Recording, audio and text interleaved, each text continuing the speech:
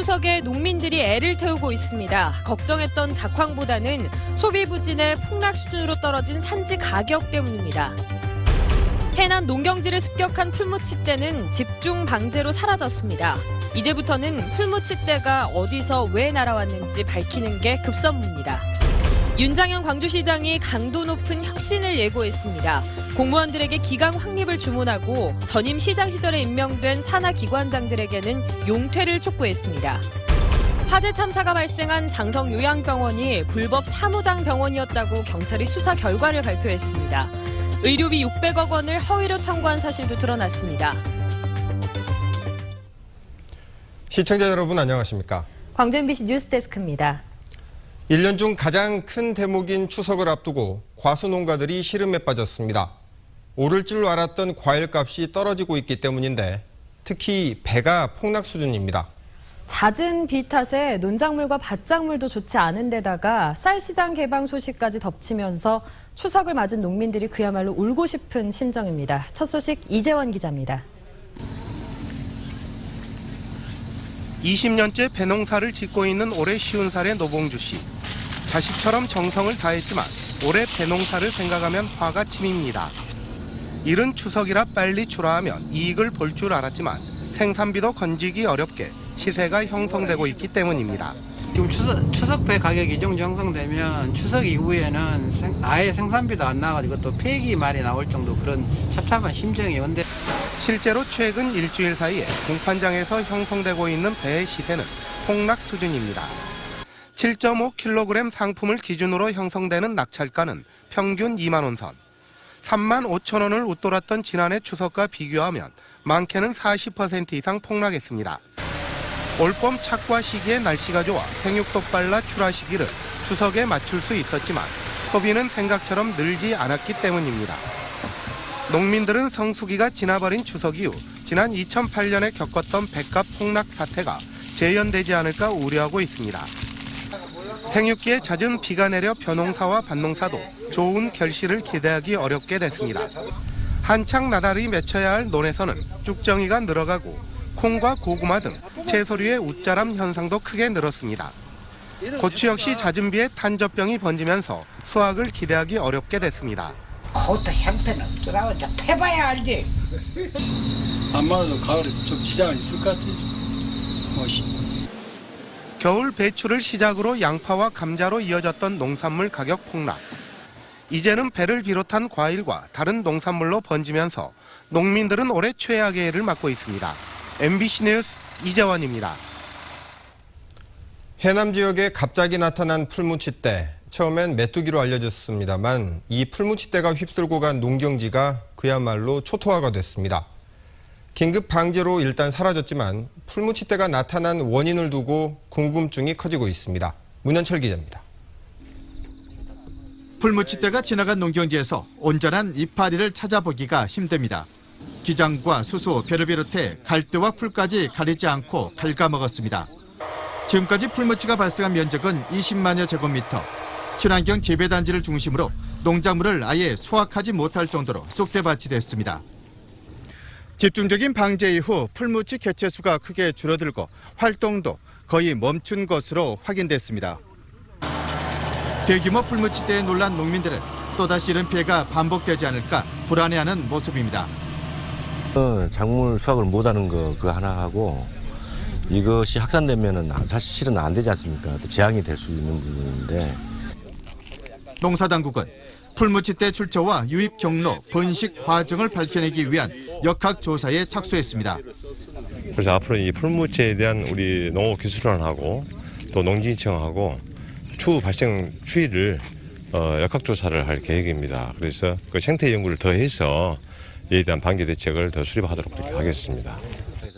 풀무치가 일부 사료용 수입 작물과 함께 들어온 외래종이거나 또 고온다습한 기후 변화로 개체수가 급격히 늘었을 가능성이 제기되면서 농사당국을 크게 긴장시키고 있습니다. MBC 뉴스 문현철입니다. 민선 6기가 출범한 지 꼭 2달이 되면서 윤장현 시장이 대대적인 시정 혁신을 예고했습니다. 공무원들에게는 기강회의를 용납하지 않겠다고 했고 전임 시장 시절 임명된 산하 기관장들에게는 사실상 자진 사퇴를 촉구했습니다. 정용욱 기자입니다. 통상회의에서 말하기보다는 듣는 편인 윤장희 시장이 9월 첫 정례회의에선 이례적으로 작심한 듯 속뜻을 내비쳤습니다. 민선 6기 들어 외부에서 공직기강이 해이해졌다는 우려가 나오고 있다며 공직기강 해이를 용납하지 않겠다고 밝혔습니다. 일과 승진은 따로 놀지 않는다며 언제든지 원포인트 인사를 하겠다고 밝혀 수시 문책 인사 가능성도 예고했습니다. 가운데 시장 시절에 임명된 일부 기관장들에 대해서도 공공성을 훼손하고 시민의 불신을 자초했다며 사실상 자진 사퇴를 촉구했습니다. 남은 임기를 이유로 거치표 미루는 것은 시민들이 어떻게 생각하실지 깊게 생각하셔야 할 시점입니다. 이 같은 고강도 발언 이면에는 시장의 시정 철학이 공직사회에 제대로 먹혀들지 않고 있다는 판단이 작용했을 가능성이 있습니다. 수차례 지시에도 불구하고 월드컵 경기장이나 광엑스포 전시장이 시민에게 개방되지 않고 있다며 전체 회의에서 관련 공무원들에게 엄중 경고한 대목이 그 일례입니다. 또 토론과 대화를 중시하는 윤 시장의 리더십 스타일을 이용해 일부 공무원들이 시정 발전을 빙자한 채 개인적 목소리를 키우는 기회로 삼지 못하도록 사전에 차단하기 위한 포석이라는 시각도 있어 향후 시정 혁신 방향이 주목됩니다. MBC 뉴스 정용욱입니다. 화재로 21명이 숨진 장성 효사랑 요양병원이 의료인이 아닌 사무장이 운영하는 불법 병원인 것으로 경찰 수사 결과 드러났습니다. 그동안 마구잡이 불법 행위를 통해 돈을 벌어왔는데 그동안에 받은 600억 원의 요양급여를 토해내도록 했고 병원은 폐쇄 절차에 들어갔습니다. 김인정 기자입니다. 화재 참사가 일어난 장성의 요양병원. 서류상 이사 6명이 의료법인을 세워 의사 9명을 고용해 운영하고 있다고 돼 있지만 경찰 수사 결과 불법 사무장 병원으로 드러났습니다. 혼자 의료법인을 개설할 수 없는 개인이 가짜 이사진을 내세워 의료법인을 만들고 병원 5개를 세웠던 겁니다. 병원 이사장인 이 씨가 효사랑 병원 등 의료기관을 새로운 형태의 의료법인형 사무장 병원으로 운영하며 실제로 서류에 등록된 이사에게 연락을 취해봤더니 실질적 이사장 54살 이모 씨의 지시로 병원 일에 전혀 개입하지 않겠다는 각서를 썼다고 털어놓습니다. 자금이나 운영에 대해서 관여하지 않겠다, 이런 식의 그런 것이었습니다. 아무것도 모르죠. 이렇게 법망을 피해 문을 연 뒤에는 비자금 마련과 돈벌이가 시작됐습니다. 약사를 두지 않고 명의만 대여하거나 일주일에 한두 번만 출근하게 한 뒤 간호 조무사를 시켜 향정신성 의약품까지 조제했습니다. 같은 건물 안에서 서류상으로만 병원을 여러 개 차리기도 했습니다. 전부 요양급여를 빼돌리기 위해서였습니다. 올해 입원한 환자의 입원료가 삭감되는 것을 피하기 위해 서류상으로만 입원과 퇴원을 반복하며 요양급여를 허위 청구했습니다. 건강보험관리공단은 지금까지 의료법인이 받아온 의료비 618억 원을 전액 환수 조치하고 개설 허가를 취소하고 병원을 폐쇄 조치하도록 허가기관에 통보할 예정입니다. MBC 뉴스 김인정입니다. 전라도의 사람과 자연, 문화를 다룬 향토 월간지 전라도닷컴이 창간 15년 만에 극우로 추정되는 세력에게 해킹을 당했습니다. 그냥 해킹이 아니라 광주와 전라도를 혐오하는 이들이 자행한 묻지마 테러 수준이었는데요. 송정근 기자가 보도합니다. 해킹을 당한 전라도닷컴 홈페이지가 복구 중이라는 문구만 남긴 채 아예 닫혔습니다. 지난 주말 네티즌들이 집단적으로 이 홈페이지에 접속해 세월호 관련 기사들을 삭제하고 주요 기사 제목을 홍어로 바꿔버렸습니다.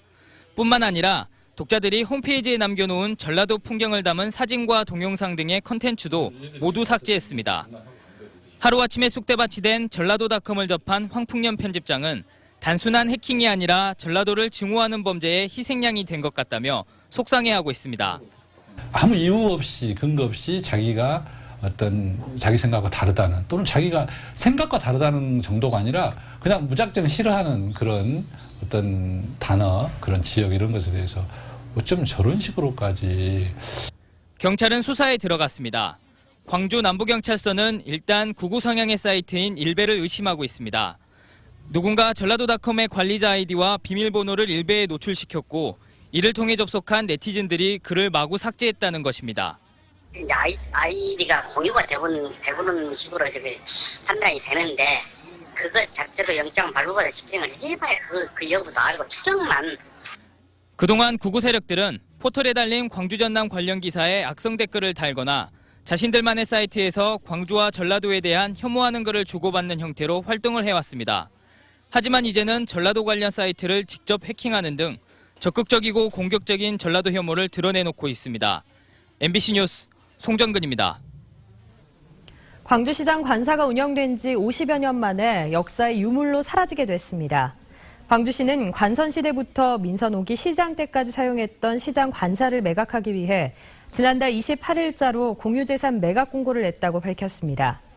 강운태 전 시장이 사용했던 관사는 상무 힐스테이트 아파트로 일반 경쟁 입찰을 통해 오는 12일 낙찰자가 최종 결정될 예정입니다. 지난 50여 년 동안 유지되어온 광주시장 관사는 윤장현 현 시장이 자택에서 생활하기로 함에 따라 매각하기로 결정됐습니다. 광주 지역 5개 자치구의 안전 담당 부서가 제각각으로 편성돼 있어 일원화가 시급한 것으로 지적됐습니다. 광주시에 따르면 광주시청 안전정책관실이 안전행정국 소속으로 배정돼 있는 가운데 동구는 부구청장, 서구, 남구, 광산구는 자치행정국 소속으로 북구는 도시국 소속의 안전 담당 부서를 두고 있는 것으로 나타났습니다.